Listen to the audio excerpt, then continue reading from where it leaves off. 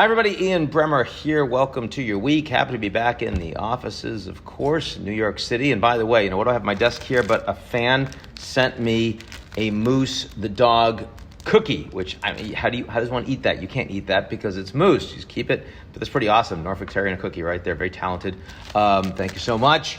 And let's get started. So what I was thinking about as I saw over this weekend today, not only is the United States today the most economically unequal of the G7 advanced industrial democracies and the most politically divided, but we're also now, in terms of first jabs of the COVID vaccine, we are the least vaccinated of the G7, which is annoying because we were the most vaccinated of the G7 months ago. And of course, all of this speaks to the fact that the United States is enormously wealthy, enormously powerful. There are so many great things about this country, but the politics are deeply, deeply screwed up. And the problems we have are self-inflicted. After the 9/11 commemorations this weekend, which I thought were very well done, and I thought the speeches across the spectrum were good and did reflect both the seriousness, but also the event and the tragedy of the event, but also how much work is ahead of us today. But if you look at what 20 years of the global war on terror did and did not accomplish in terms of America's position in the world, in my view, it's not that it distracted us from fighting China. I would say that the problem there was the foreign policy establishment in the U.S. thinking that the Chinese were poor and could never innovate on their own, and to the extent that they became developed, they'd have to align with us or they'd fail.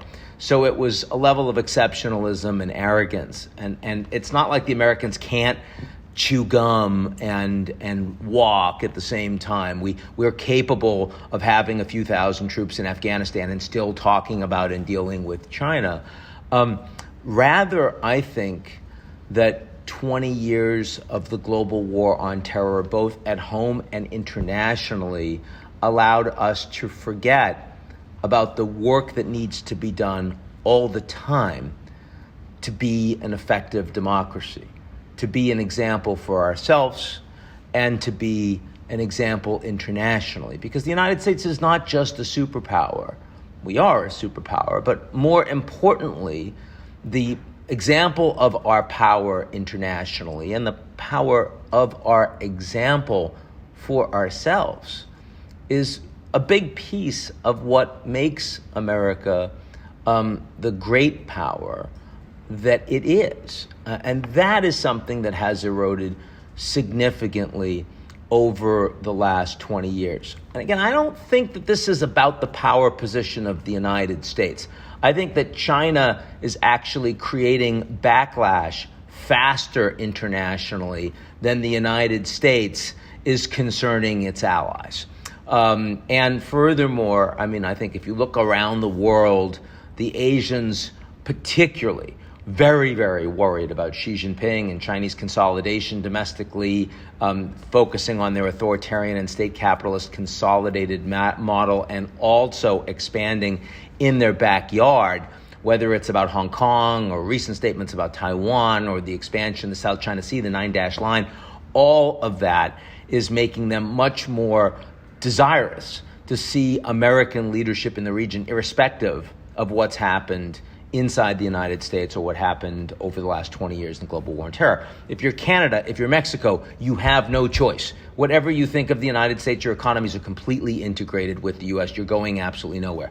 If you are Europe, you're much more concerned, but you don't actually want to pay for the alternative.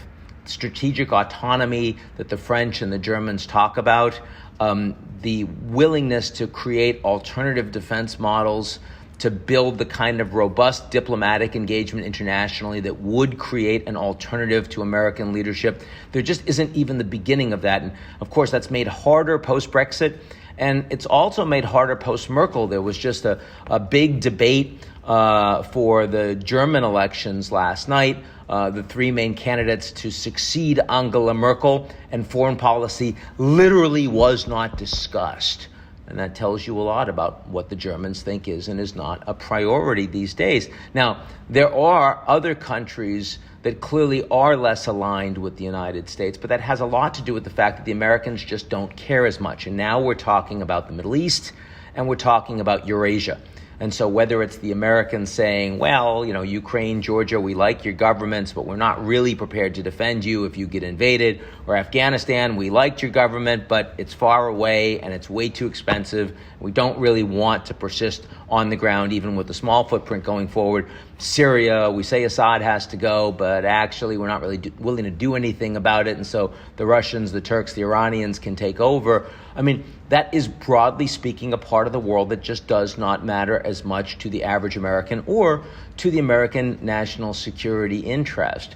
And as a consequence, there's more of a power vacuum in a lot of those places.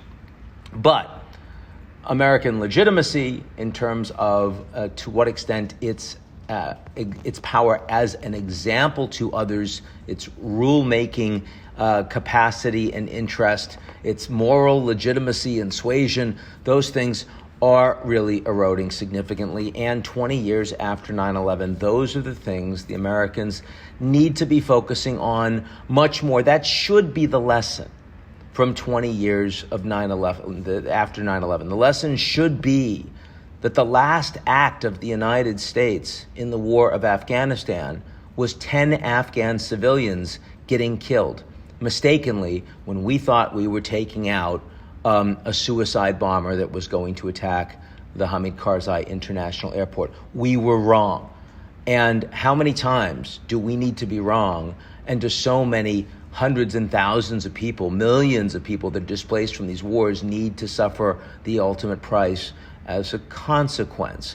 The torture, the illegal renditions, those are things the Americans did in service of national security and to fight terror.